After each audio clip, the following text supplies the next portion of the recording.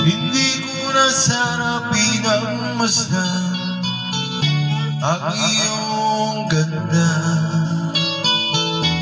at hindi na rin minansimba bawat ngiti mong may gayuma. Dahil sa akala ko di ako ibig sa'yo, ikaw wala ang akin sa puso ko. Kaya ngayon maling gulong-gulo ang puso ko.